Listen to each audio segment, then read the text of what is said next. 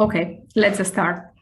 Good morning, everybody. My name is Maria Marrugat. I'm going to be leading you today through this call, Co-Creation of Public Space through Citizen Engagement. First of all, let me tell you a little bit about what is the EIT community. As you know, EIT stands for European Institute of Technology, and it has 8 KICs, 8 knowledge innovation communities. And we recognize that there are some topics that are so cross-sectorial, such as European Bauhaus, that we join forces with other KICs to work together. So this activity is led by Climate KIC, and here Natalia Vera is going to lead us about, explain more about the activity in itself. And I am going to explain you more about the call. So, okay, I cannot. All right.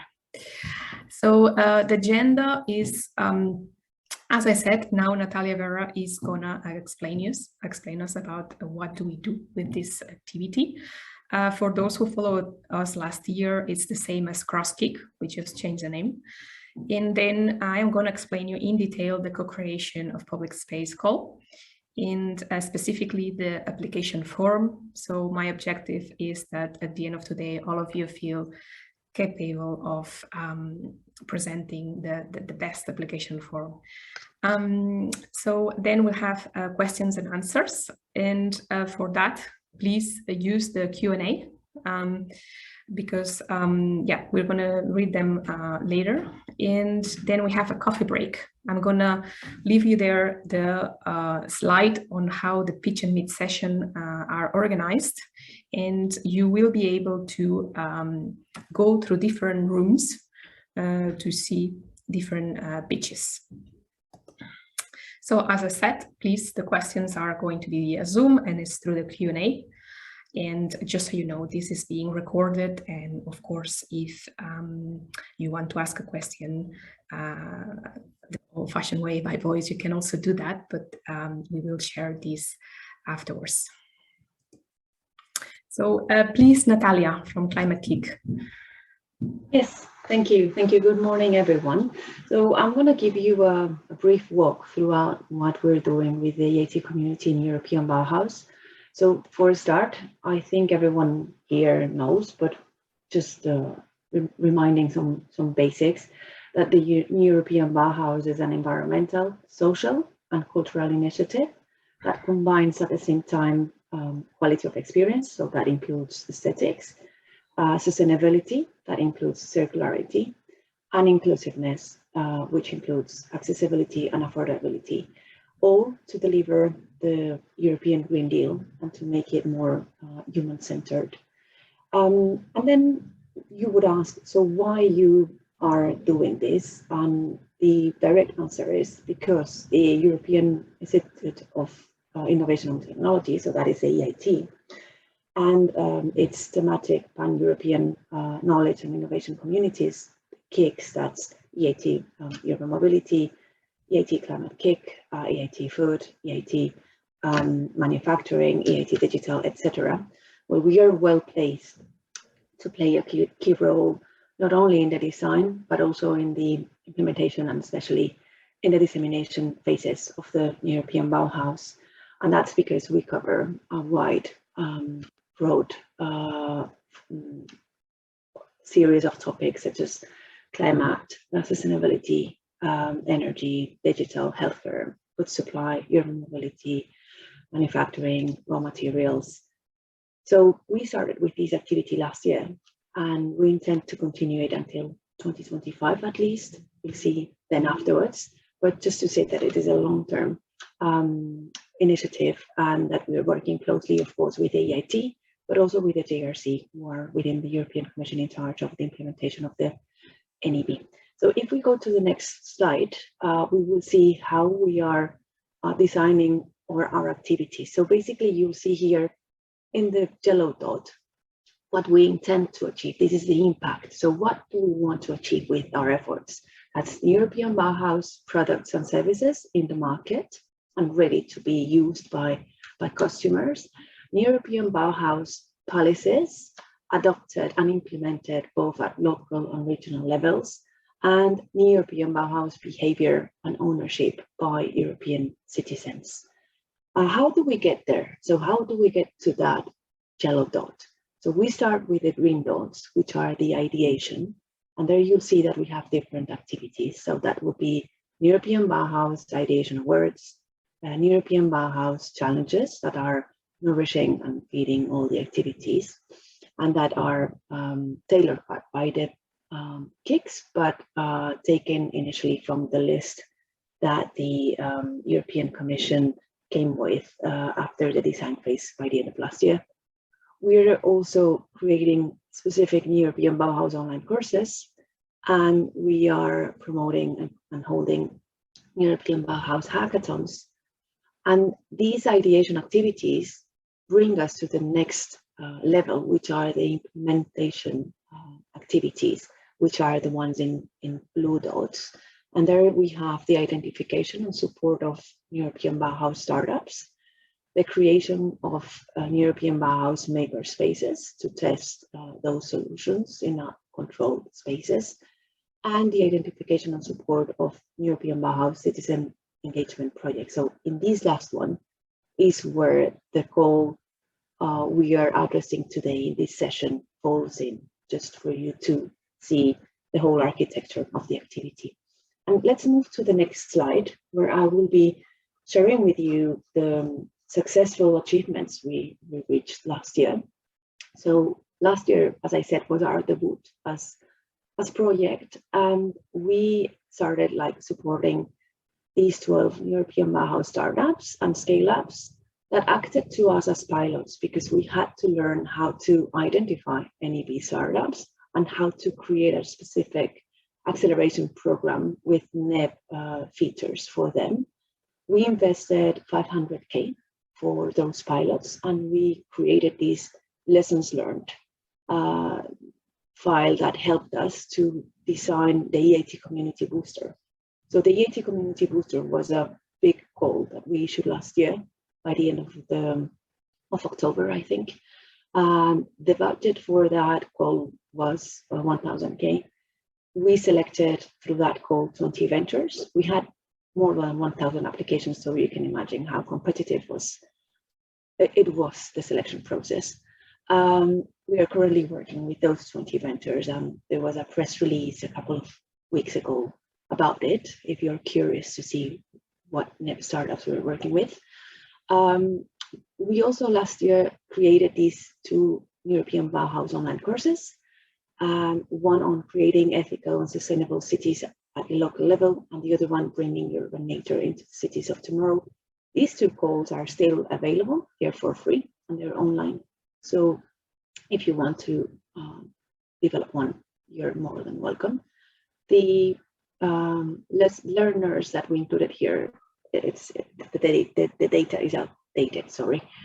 There are much more. Maria can bring the number, I think. Then last year, we started also with the citizen engagement goals, and we issued 2. We attracted more than 100 applications, and we finally selected 16 projects with a total investment of 425K. There's a dedicated site that Maria will afterwards share, but it's very interesting to see these 16 projects, where they're based and what they're doing with the different targeted groups around the NEB core values. And through the hackathons that each of the KICs participating in this EIT community NEB held last year, we reached out to more than 12,000 participants. They were all eligible to the NEB Ideation Awards that resulted in 4 winners. The in-person award ceremony will be held next June at the NEB Festival, so stay tuned for that as well. We created this YouTube channel with the NEB Ideation Awards videos, and we reached in less than 1 month almost 1,000 views and a lot of subscribers. So that's also open if you would be interested on that. And because we realized that the European Bauhaus was relatively new to the European society, we developed around 10 info sessions last year. And this year we are having next week, so we are very fortunate, Basically, it's on Tuesday, 3rd May, an info day on the European Bauhaus EIT community. So there we will be showcasing the specific projects and startups we supported last year and this year, so you can have a flavor of real life NED. And we will be explaining in detail the opportunities we will be having this year that I will briefly go through in the next slide.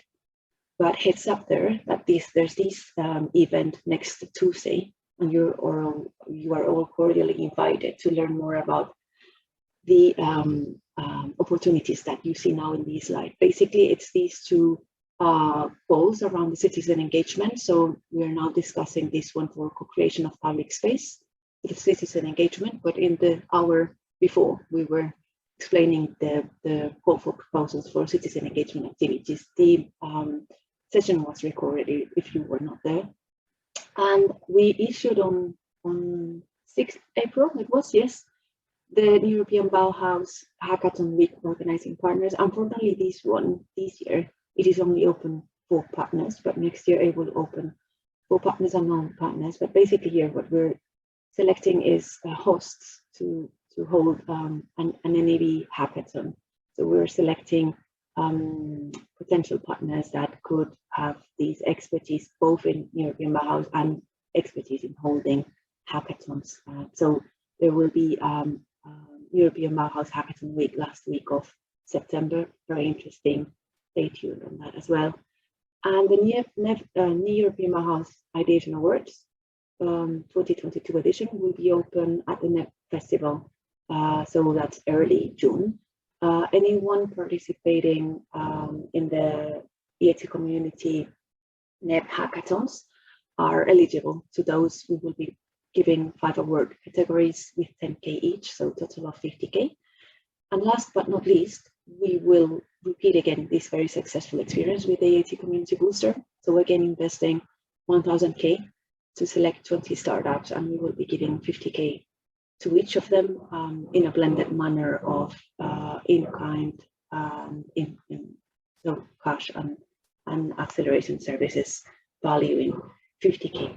So again, if you want to know more about these other opportunities, you're very welcome to attend next Tuesday Info Day. Registration details are in the chat box, I guess. And that would be it at my end, Maria. So I turn it back to you. Oh yes, well, just to end my presentation with these nice photos of some of the startups we supported this year with very innovative solutions. For instance, these lighting for parks are made with microfuel cells, so the energy comes from the soil. And these are the one in the right. These are printable facades that can be tailor cut to the owners, but basically what they want to create is places for fauna and flora to grow in places in cities where horizontal gardens are not possible. So it's a way to green the city. And in the next slide, there are some pictures about the citizen engagement projects we supported last year with youngsters, with children, implementing nature-based solutions in schools, promoting youngsters' leadership in NEB and climate. So yeah, these were very successful experience, and we're looking very much forward to these new calls this year. So go ahead and don't hesitate to apply. Thank you, Maria. Thank you so much, Natalia. So am I, okay. Oh, wait a second. So now we're gonna disseminate, we're gonna go into detail of the co-creation of public space call through citizen engagement. So what do we aim? What do we aim with this call is we're looking for inspirational, beautiful, sustainable and inclusive projects with the aim that they can bring new solutions to boost transformation in cities, peri-urban and rural areas. Please note that I refer a lot to cities, but when we say cities, we always mean cities, peri-urban and rural areas. So, and how would we like to do that is by bringing individuals closer to nature, regenerating ecosystems, boosting biodiversity, including natural-based solutions, bringing sense of belonging, that's also maybe including heritage into the equation, so bring significance of places and communities for people, and addressing the needs of territories and communities that need special attention, maybe to their geographical position or economic situation and characteristics. So we want everyone to be included. That's the inclusivity side of the European Bauhaus, and transforming value chain of life of materials towards more circular thinking. So always including the aesthetic and social aspects into this circularity. So as I mentioned here, all proposals, all solutions need to address the three core European Bauhaus values. I'm sure you all know it's sustainability, aesthetics, and inclusion. And they also need to use of the European Bauhaus principles, which is a multi-level, participatory, transdisciplinary approach into each of the projects. So what are we asking to the cities? So as you know, this call is open for a consortia of 2 partners, minimum and maximum 4. But in all occasions, in any proposal, there is a need. There has to be a city, a region, or affiliated entity to the city, a region. And then we are asking that the integration of the project or proposal solution is into planned or current public realm improvement project or city strategy. So we want city to work very close together with other partners, because it's in their interest, it's in their strategy or in the plan one. And then that's for all the projects. And then you can pick between one or another. It has to be an approved public realm infrastructure where this project will boost the implementation by co-designing with citizens and end users, or availability of a physical public space where the new project proposal can improve qualities by following the European Bauhaus approach and tackling the European Bauhaus challenges. So obviously you need to have a deep understanding of the local ecosystem, including stakeholders, culture, and social dynamics, as well as expertise in citizen engagement activities and innovation. You're going to be marked on that, and I'll go later on this more detail. Project outcomes, we aim that, we hope, no, but we should aim at influence local decisions and strategies and achieve a considerable resonance with policymakers and strategic planners.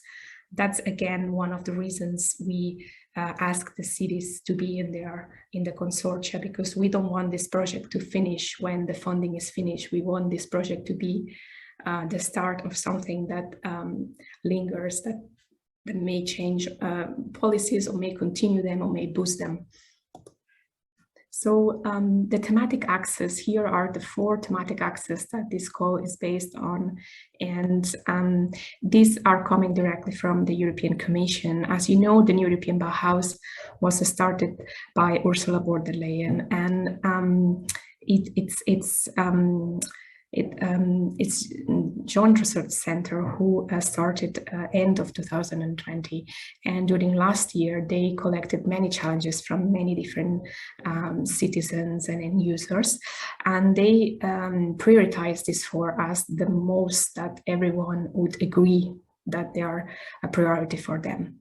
So we are totally aligned with them, so we also want to focus on them, and it's reconnecting with nature, regaining sense of community and belonging, prioritizing places and people that need the most, and long-term life cycle, so basically circular systems. So through citizen engagement, public spaces in cities, peri-urban and rural areas will be co-created and co-designed. That's our goal. So expected outcomes. If you go into the call text, I'm sure you have read it, but if not, in our website, in call, is it how to get involved, call for proposal, it's there. It's also published in Climate Geek and EIT Food. So in the call text, you can see that there are specific outcomes per each challenge. And I present here just such a little example, a summary. So what we'd like to see is products and services, including rapid prototypes, because we are aware that it's a very short, aggressive timeline. So maybe you may not have time to develop a product ready to market, but maybe you are able to develop a prototype. So, but as long as they work on enhancing natural-based solutions, promoting green spaces, active mobility, promoting quality of experience of citizens, public and private realm infrastructure, focus on vulnerable people and promoting long-term of use products. Co-design and co-stewardship of green spaces, natural-based solutions, co-design of public realm and commons, strengthen inclusivity, equity, and foster a circular economy by different stakeholder designs. And the last outcome we can see is social activation and educational activities, again, based on the same topics of natural-based solutions, sustainability and resilience, heritage, sense of belonging,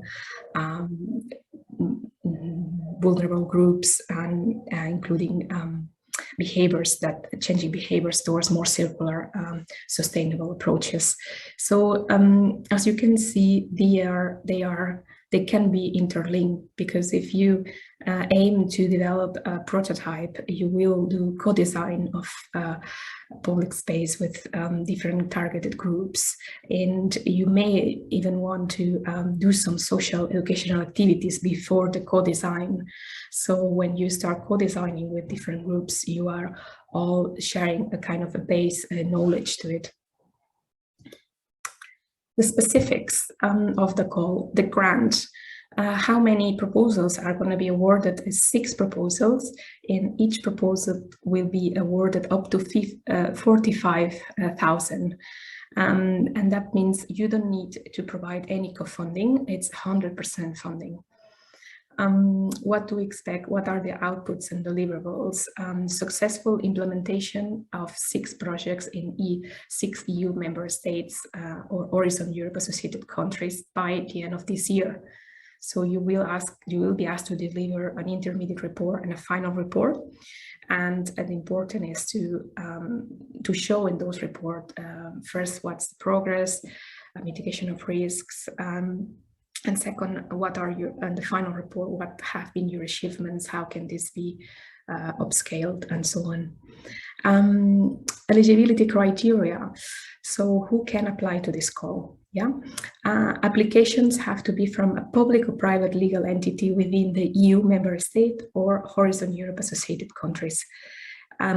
If you wonder who are these Horizon Europe associated countries, I think we have the link in the call text, but otherwise Alor can also paste it in the chat. Application from risk countries, regional innovation scheme are also encouraged, because we aim to have a well spread through Europe. And these countries that we are named them as trees are also having a link into the call text. Applications must be a consortia of a minimum of 2 partners and maximum of 4, one of them being always a city, region, affiliated entity to a city or region, located in the EU, a state, member state, or third country associated to Europe. So also be aware that you need one partner to be as lead partner, and the lead partner is the one who is coordinating the activity with the other partners and who would be our single point of contact for all the paperwork and any potential meetings we want to have. Then, as you see, there is always a need to have a seat in there, and of course that's again to provide the most impact into that city. So we believe administration, local administration should be somehow involved. If it's not a municipality, it can be an affiliated entity. And all proposals need to address the KPIs, and I'm gonna show you afterwards which they are. And what you need to deliver is a single PDF of the application form plus the letter of intent from the city. We don't provide any template for letter of intent. One A4 is enough, and it's a free format. It's just to show the commitment of the city to the project. Why are they interested? How is this aligned with their local policies? What do they expect from it? What's going to be their involvement? Is they're going to be following up weekly, monthly? So we really want to see they are committed to it. And then the applicant must complete all the sections in English, respected the page limit. I mean, those applications who are beyond the limit could be not eligible for further assessment, and submitted within the submission deadline, which is the 29th of May, 23:59 fest. Please don't leave it to the last minute, because sometimes we receive applications 2 minutes past midnight and they will not be eligible. So activities will take place from 1st of July and 31st of December of this year. So now, requirements of the application form. I don't know, Anne-Laure, how are we going with Q&As? Any question and reason that should I answer now, or? So we are actually, and Ilona is actively answering a lot of questions. We have already a few, if you want to take them. A bit up to you, or you wait until the end. It's a bit. Depends. Okay. The partners can be from the same country. Yeah, you are answering to that. Yes, I assume so, right? And Laura, I think they need to be from different countries. We're not imposing nationalities there. As long as they are EU member state or Horizon Europe, they can be from the same country or another. Yeah, we are actually checking this more in depth, so we will provide a more precise answer. Okay. Can the consortia come from one single EU country, or is it need different EU countries be part of the consortium? Is this the same, Laura, that you may want to be checking?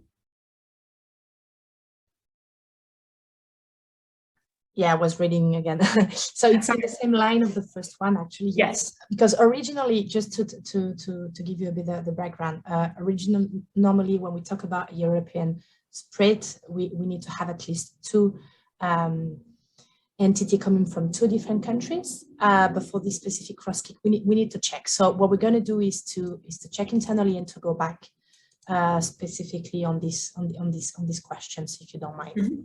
Sure. Okay. Sure. Maria, you talk about affiliated entities eligibility. I'm sure you have a definition of what we can consider an affiliated entity somewhere. Yes. Well, an affiliated entity is that one that is legal, has a legal link to the municipality, to the city or the region. So it has to have a legal link, so partially or totally owned by the municipality or the region. Yeah. Do cities need to sign the application form? Yes, because the application form, we will now go through it, and I'll show you that each partner needs to sign it at the end. Legal entities established in Switzerland are currently not covered by the transitional agreement. Okay, that's Anne-Laure, you know best, how is Switzerland standing with the Horizon Europe associated countries? Yeah, and this is again a bit like the UK, a bit of the situation progressed a bit in the different calls, etc. So what is actually what is actually indicated in the document that I put on the chat, I've put the link, by the way, the list of countries, is like you said, the legal entities established in the Switzerland are currently not covered by the transitional arrangement. So what we definitely recommend you to do is to contact your national contact point in Switzerland and see whether you are able to apply or not in this type of calls. And if you have any additional questions, you can reach us again, and we can, on top of, if it's not clear, we can look into this. But yeah, it's better to go back to your national contact point to make sure we are on the safe side in this one. Yeah, thank you. What are exactly considered affiliated entities? That's already been answered. Is the letter of intent required after the proposal has been awarded? So now we do not need it for the application phase. No, the letter of intent is needed during the application. As I mentioned, you need to submit the application form and the letter of intent together in one single PDF, because we want to see how the city is committed from the beginning of the project. Thus, the scale of bioregion is accepted. What that means that materials outcomes will be long-term, but with physical and social outcomes during the process. Is that okay with you?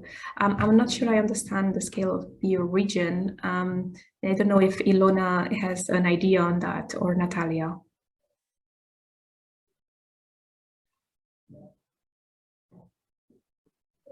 Yeah, I don't think we are restrictive as long as you identify the relevant entity that will serve as the public component.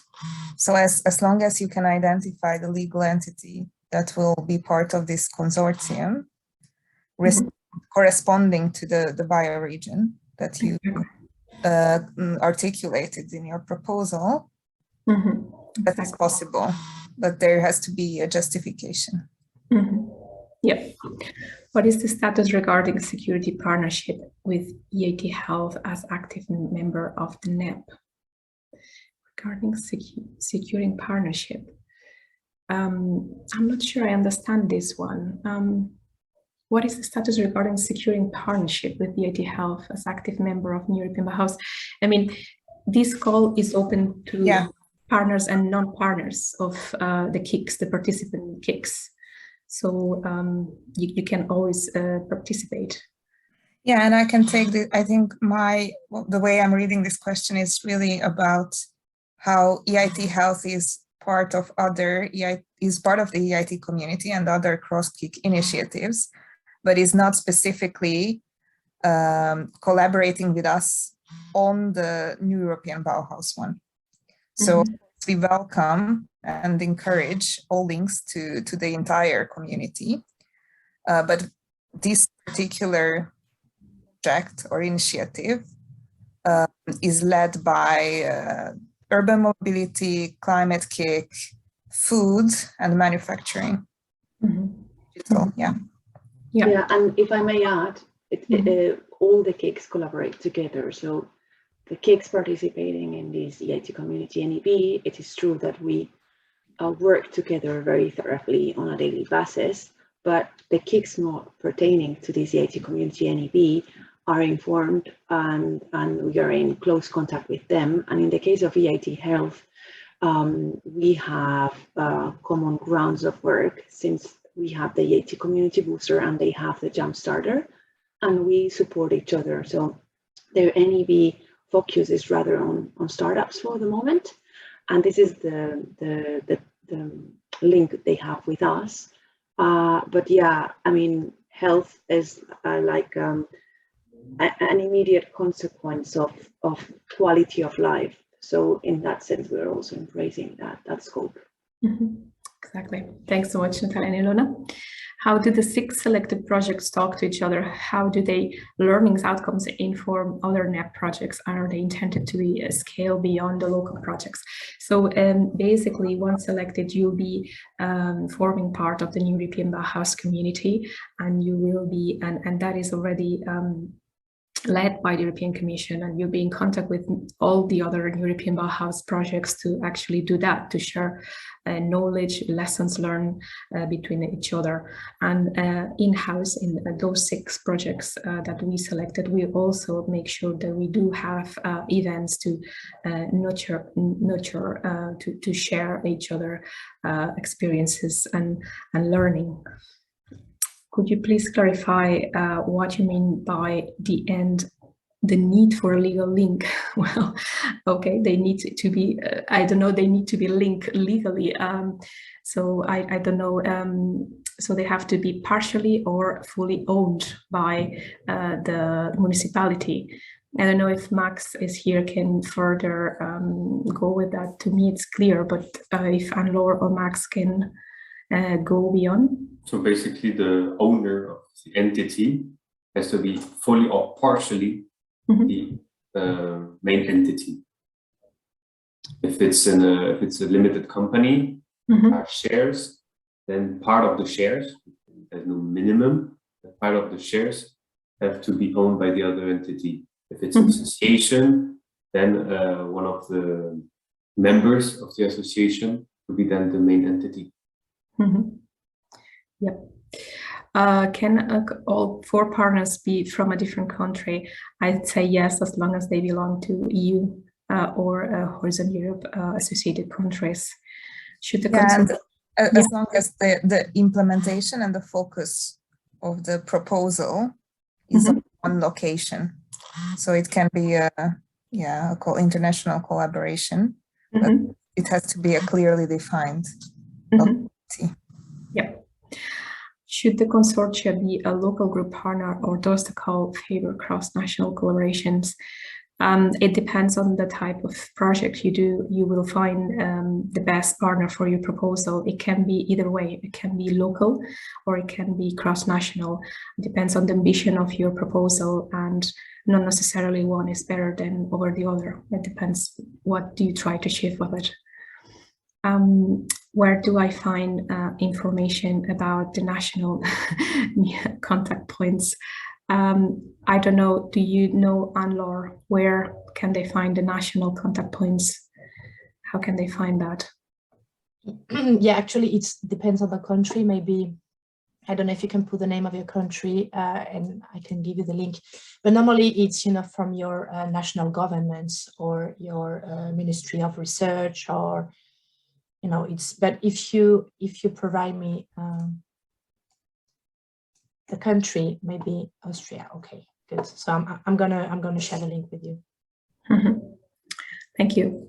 If not, there's a main link from the funding and tenders portal where you can select your country and functions, and you will then directly find your national contact point. I just put the link in the chat. Okay, our proposal is okay. Thanks, Max. Our proposal is an education program free of charge for our schools that is based on a successful pilot we have done in Finland in 4 cities. It involves municipalities, companies, NGOs, and independent actors to work with children and teens. If there is someone here who would be interested, feel free to contact me directly. Okay, okay, it's a pitch already, huh? And he's advancing. Okay, could you please clarify?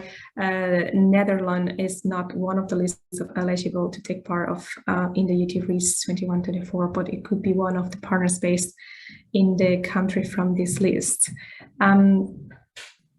Yeah, I can take this. So essentially, Netherlands is eligible, but it's not part of the regional innovation scheme because it's considered EU. Sorry. Developed. Yeah. In the case of a consortium made of 4 entities, can the applicants be affiliated among them? We're going to go, I think I'm going to go through that in the application form, because I see now there are other application form questions. So I'm going to leave these questions here. I'm going to explain the application form and then come back to this. Okay. So we're back to the application form, and hopefully I'll answer more questions through how to fill that in terms of content. So project information, name, acronym, start and end date, that's pretty basic. Acronym is important for us to classify them in an easy way. Applicant information, organization's details, including the PIC number and GDPR consent. PIC number is registration on the EU portal, very simple, very quick to do. The link is in the application form. Executive summary, clear, concise description of the project. Keywords, we have a link there where you can select some keywords.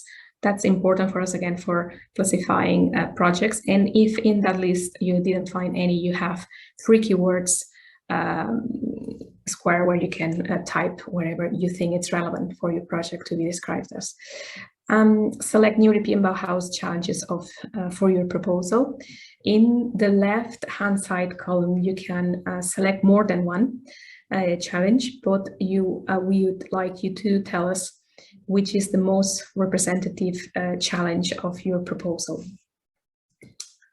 Okay. Okay. Background information. Define the area, location where the project will take place. Of course, we want to see what are the specific challenges of that area that you are tackling with this proposal, how relevant city district regional strategies are to do that proposal there. And we'd like to see what citizen engagement activities will you carry out to further develop understanding and co-design of contextual solutions. So number 5 is excellence and innovative aspects. And on the right-hand side, you see evaluation criteria. So in this table, you see exact questions that the evaluator will have in their hand to evaluate your proposal. So please, once you have finished, read them and see if you can find all these and tick the box. So we'd like to see, obviously, clear objectives and SMART, so specific, measurable, achievable, realistic, and time-bound, and how they are related to outcomes. We'd like to see as well how the proposal addresses the European Bauhaus challenges and how it embeds the core values, sustainability, aesthetics, and inclusions, and also principles. We want to know about methodologies, tools, processes, plan to engage citizens and end users in the co-design of this public space. And overall, the proposal needs to prove its need and relevance for general society. Impact at all levels, social, economic, financial, and general sustainability too. So we want to see what are the outputs and measurable impact, quantitative and qualitative, including, as I mentioned, social, economic, and financial, and innovation. Demonstrate the relevance of the benefits of the project to the solution to the city's planned public realm improvement project or strategy. Again, how is this project fitting into the existing public realm strategy or plan ones? How is this going to influence? How is it going to make it better, basically? Describe the potential of the activity to be implemented on a broader scale in various cities. Again, if this is a continuation of a project that has already happened, or is the step one, it should be in the view of implementing it in potential other places. Describe the knowledge triangle, integration, enhancement of education, innovation, and business creation. For those who have worked with us, you know that the KICS, we do work with projects that they enhance this knowledge triangle, and we encourage you to propose activities that they do so as well. How the proposal takes a gender dimension and social inclusion into account, and describe also the measures for the dissemination and communication plan. Now, excellence and innovation aspects. So we want to see the work plan. What are going to be your deliverables, outputs, milestones, what work streams you can already foresee, what are going to be your mitigation and timeline and location. And here, relevant previous experience of the applicant is going to be also assessed positively. Contribution to mandatory KPIs. Here are the KPIs that we request. Have number of good practice and lessons learned. We have the definition down there. Good practices are proven to work well and produce good results, and therefore can be recommended as a model. That is, again, in view of potential upscaling. In lessons learned is record of a learning process in development, implementation, follow-up of an innovative approach, processes, or activity. So yeah, lessons learned are often byproduct of identifying and validating good practices. So that's why they're linked. We only ask one. You can put as many as you think you will achieve. And the next KPI is about disseminating these good practices or lessons learned. You may think you'll achieve 4 and you will like to disseminate these 4, or you may like to disseminate 2, but at least 1 and 1. Then we also have a minimum of engagement of participants of 40. You can also be beyond that, because we say co-design of public spaces through citizen engagement. Therefore, there has to be activities that engage a minimum of 40. It doesn't have to be in one activity. It could be several activities throughout the months, but the total number has to be a minimum of 40. You need to have somehow website or social media to promote those, and dissemination and communication material. On the right-hand side, we see the evaluation criteria, and these evaluation criteria of implementation, it's about the excellence. It refers to number 7, 8, and 9. Excellence, innovative aspects, KPIs, and budget that I'm going to explain. And underneath, you can see how is the breakout. Excellence is 35 points, impact 35, and implementation 30.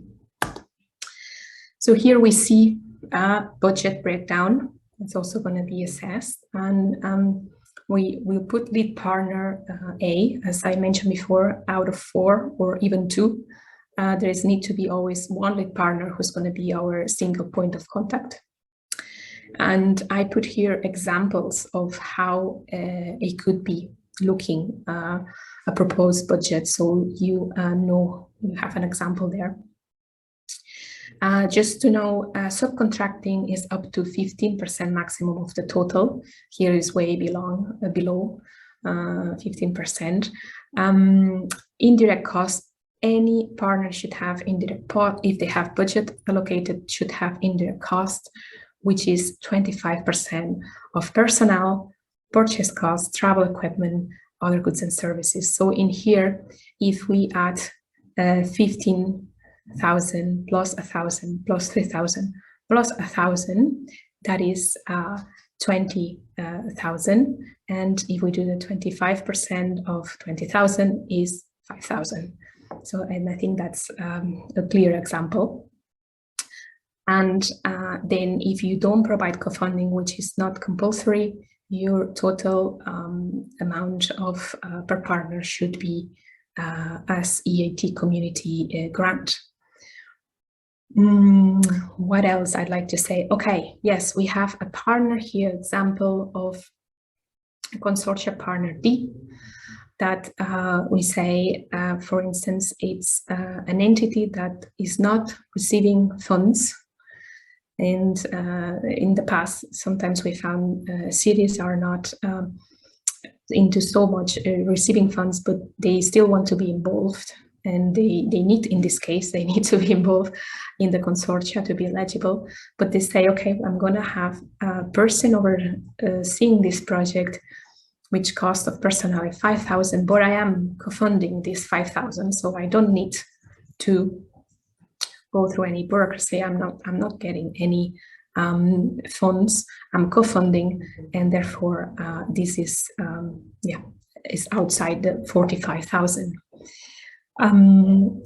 So as I said, co-funding is not required. It will only be assessed positively if 2 application forms are assessed exactly with the same grade. They happen to have the same evaluation, and then one has co-funding, the other doesn't.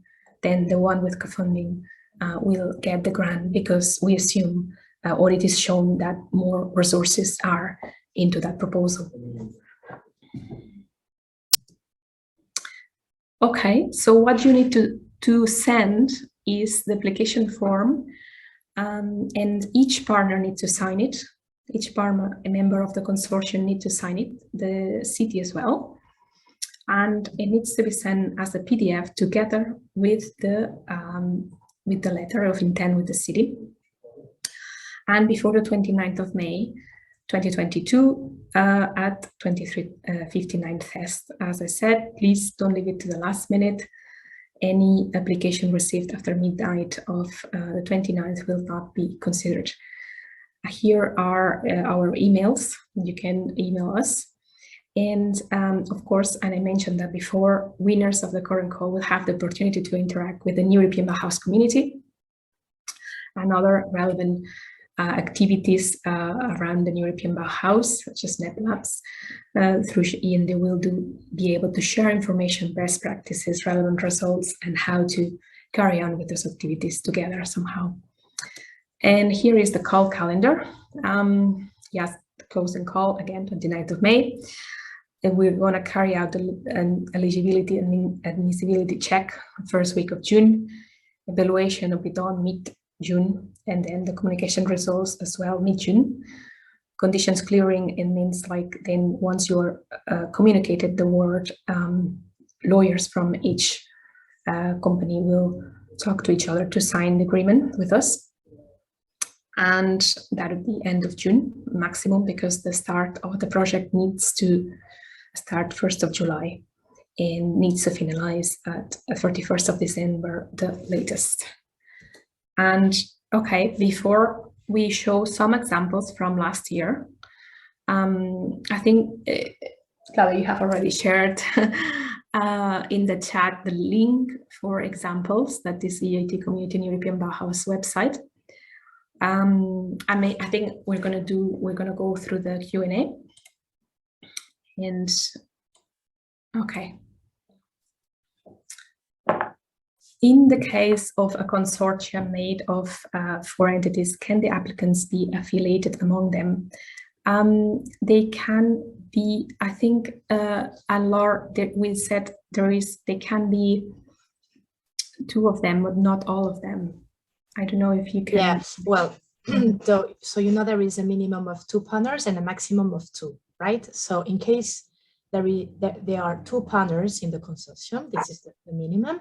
In this case, those 2 partners cannot be, has to be independent. They cannot have this legal link, affiliated link between the 2. Okay, so you can have 1 partner completely independent to the other one, and that will be an eligible case in that case.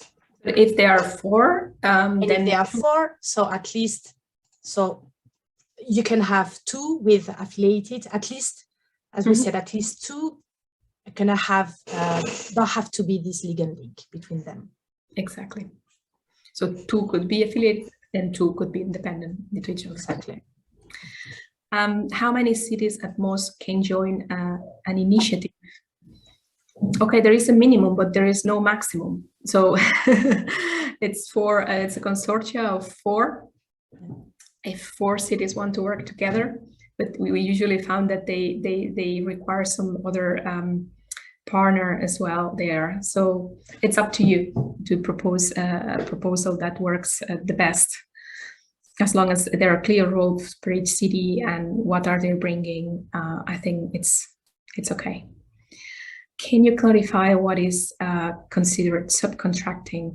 Does this also include collaboration with local artists, technical support for an event? So Max. Yeah.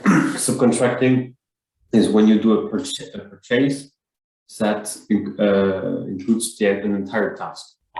The content of the purchase does not matter. It's about financial aspects of and a project aspect of how large is the purchase. For large purchases, usually, and larger amounts, you need to subcontract the entire task, and this is considered a subcontract. If you only purchase a good or services or support of a task, this is purchase of other goods and services.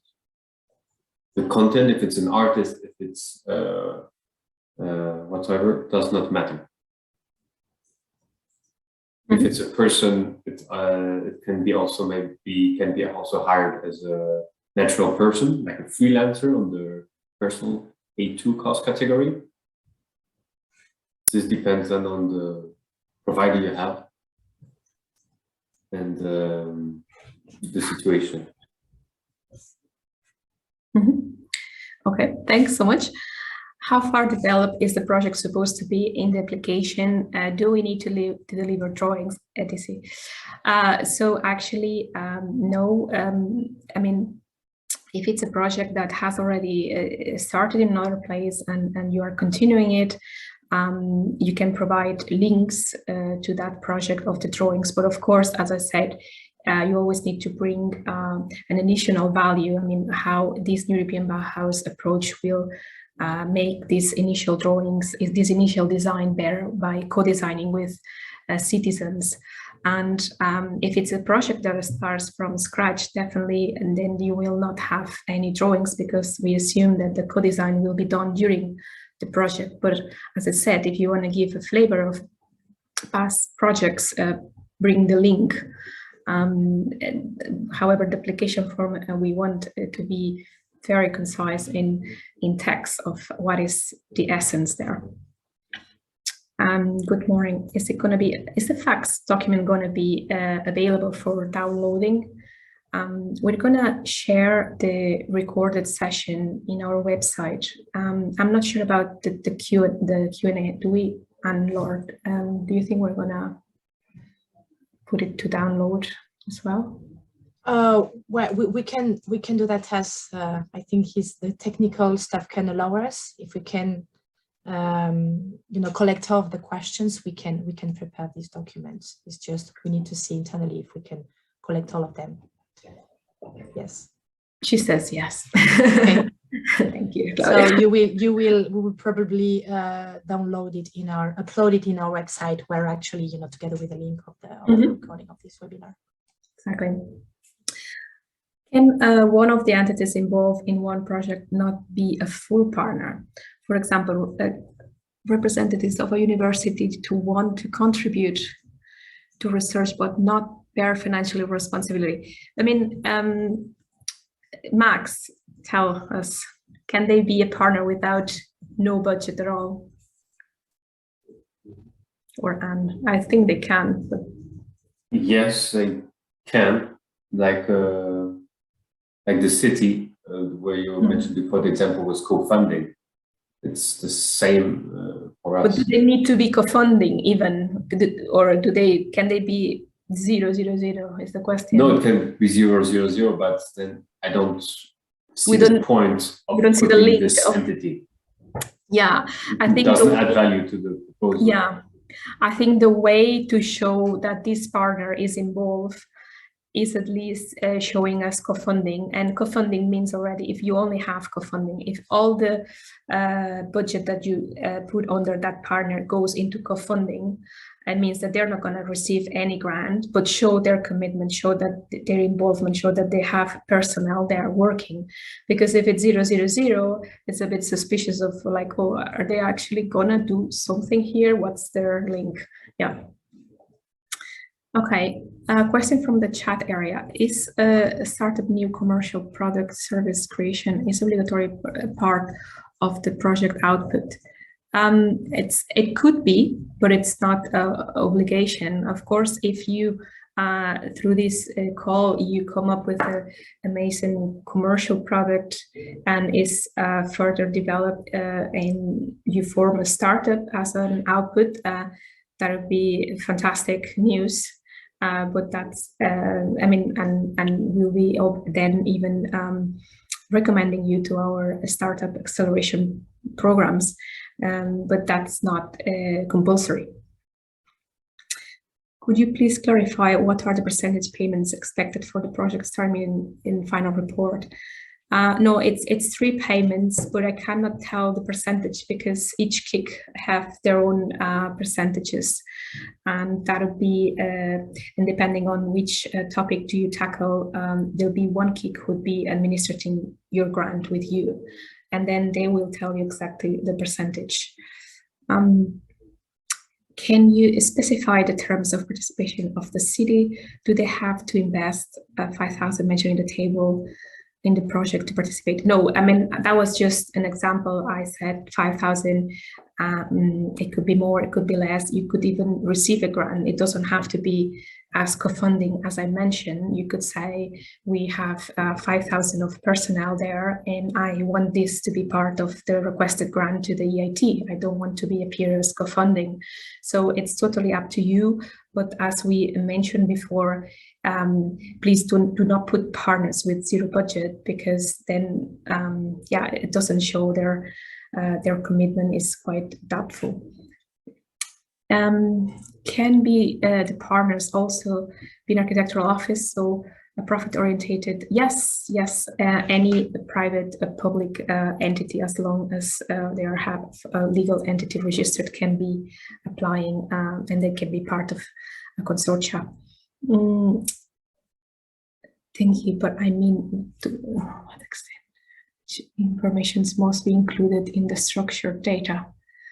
Okay, I don't know if this is I'm actually replying, sorry. So, but I can actually explain this now. So what it means is that in each of the KPIs, you have the KPI descriptions, and you will be asked for each of them to provide some data information, detailed information. So just to give you an example, for the first core KPI, 14.1, we are expecting you to provide us with a list of all the types of good practices, lessons learned, with a title and short descriptions. So we just try to structure a little bit the data that we are then collecting from you, and then of course transfer to send it to EIT. Okay, this information actually is explained in the application form in section 8. So you can look at what we are going to ask you. Thanks so much. Thank you. Okay, will this funding be available in 2023? Well, this is a call for this year and needs to be implementing during 2022. So all activities should be developed in 2022. If they carry on 2023, it will be on your own. However, as Natalia mentioned, this EIT community in European Bauhaus project is continuing through hopefully many years. So in 2023, there'll be other activities receiving other grants, just that this one finishes end of December. Okay. Oh yeah, share some specific successful pilot projects developed during 2021. We did share that. Claudia, pretty much at the beginning of the chat, my colleague Claudia shared the link there, and it's also available in the call manual as well. There are several links there. They're just the words are maybe in blue or underlined, and then there is a link there that you can hover over. Can concrete investments be part of the subcontracted budget line? I don't know about that one, Max. Sorry, one more time? Yeah, can concrete investments be part of subcontracting budget line? Concrete Investments.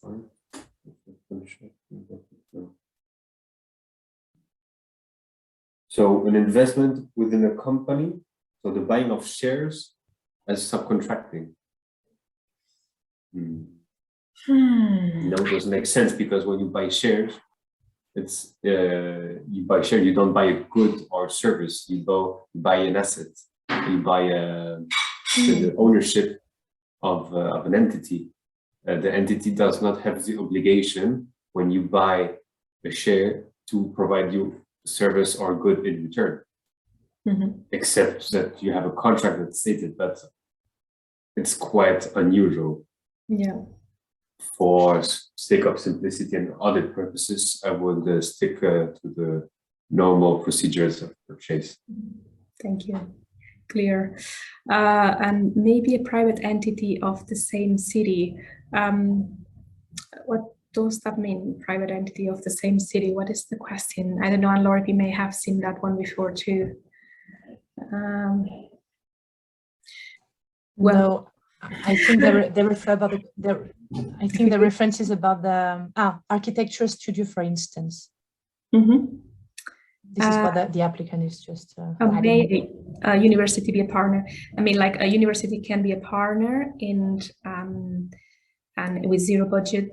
Well, what we said before, it's hard to believe they're really fully link to the project with zero budget, they could show us co-funding, and that doesn't imply anything to them. Could a public agency linked to the urban development of a city be part of a consortium instead of a city? Public agency linked to the urban development of a city. Okay, if they have, again, the legal link towards the city, the municipality, then yes, they could be. What are the limits on technology readiness level by the time of the final report? We're not asking for a specific TRLs here. Usually innovation calls are, but because this is cross-sectorial, this is new European Bauhaus, we focus more into how is the three dimensions of the European Bauhaus embedded: the sustainability, inclusivity, and aesthetics, and not so much on TRLs. Can the B partner also be an architectural office, so profit-oriented? Yes, of course, they can be. Do all partners need to be a legal entity? Yes. What if there is a community organization platform which is not registered NGO, yet it can be? I mean, no, to be a partner in the consortia, they have to be legal entities. However, that doesn't mean you can explain in the application form that you are working together with this NGO and that you are doing activities together. But to be a partner, they need to be a legal entity, even though they have zero budget. And zero budget, I mean like co-funding. Can be the partners also be an architectural? Sorry, I keep reading the same. Could you please define again, what do you expect as physical or online event? For example, should we do 40 events, such as participatory planning ateliers? Could you give other examples of events that could be integrated on this KPI? Okay, no, we said 40 people engaged. That doesn't mean 40 events, because I don't mean like in each event you only have one person engaged. So basically you can have, events, like co-working sessions. You can have learning activities with different targeted groups of society. Then you can have co-design sessions another day with them. Maybe you start with educational online, then you do the co-creation in person. Maybe they do another debate on potential results.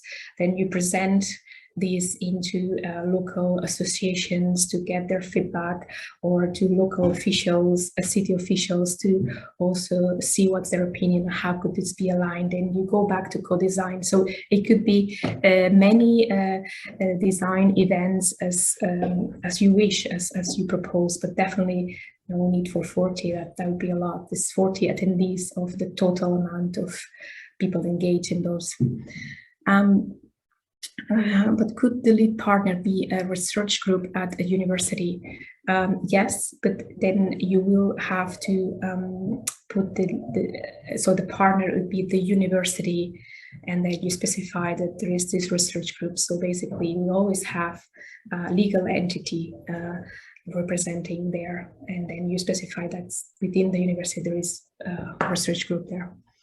Okay, cool. So we finished a bit under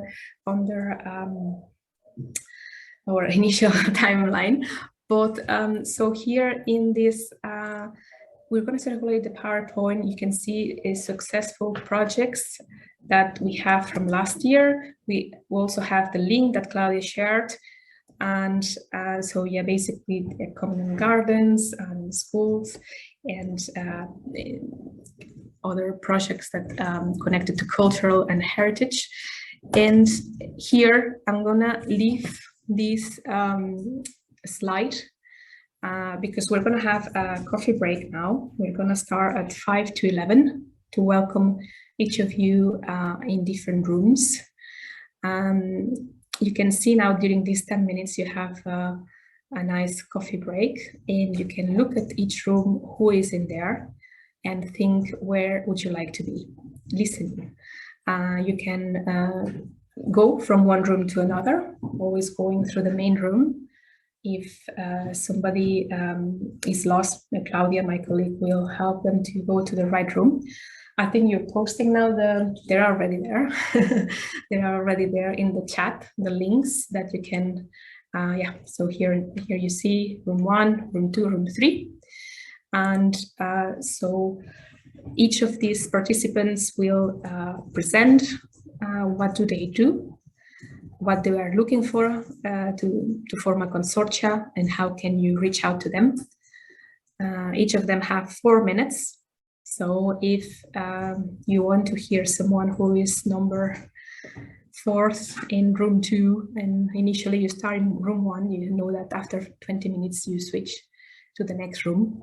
We'll keep a time on them, so each of them have a good run, but equal to each other, and that's it basically. So thanks so much for your attention.